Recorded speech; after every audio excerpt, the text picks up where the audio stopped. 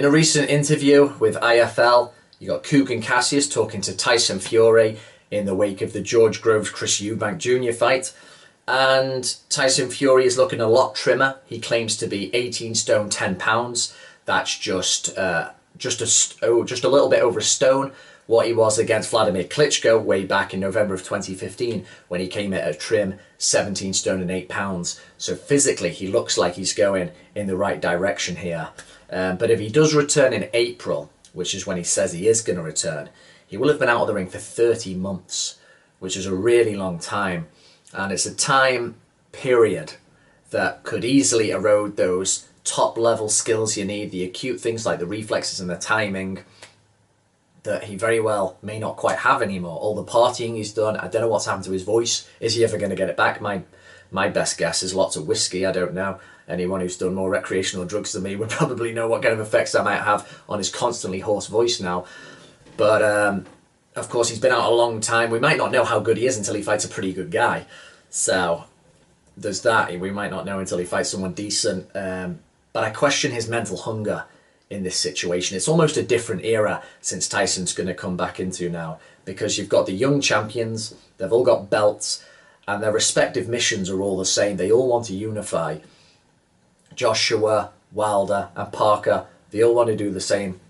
Even before Joshua fought Vladimir, his mission, he said before, once he got the IBF belt off Martin, that guy, he said he wanted to unify. So that's his mission. If he goes on to fight Tyson Fury after it, great, but that's just icing on the cake.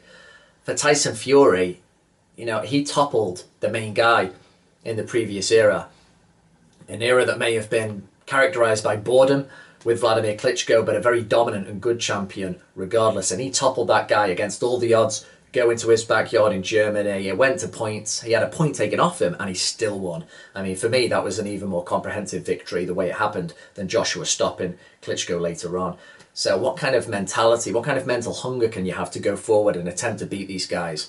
Unless there's a massive gap in talent here and he can just easily box circles around Deontay and Joshua at 70%, then maybe he'll just easily do it anyway, but I don't think that's going to happen. I think these younger guys have still got a lot of talent, particularly Joshua, and they're full of desire. So I do question, even if Tyson Fury can get in great shape, what's that mental hunger like? What do you think? Number one, can the Gypsy King get back into tip-top shape? Has he done too much damage to his body with his partying already? Has he burnt something off at the nub? Is he only going to be able to get to something like 70% now? You know, has he blown a gasket? And secondly, if he is able to get into that top physical condition, is he going to have the mental hunger after doing something the likes of which derailed Leon Spinks for beating Muhammad Ali and Buster Douglas for beating Mike Tyson, him beating Vladimir? Has that just like taken away from that peak hunger and ambition he's got for accomplishment?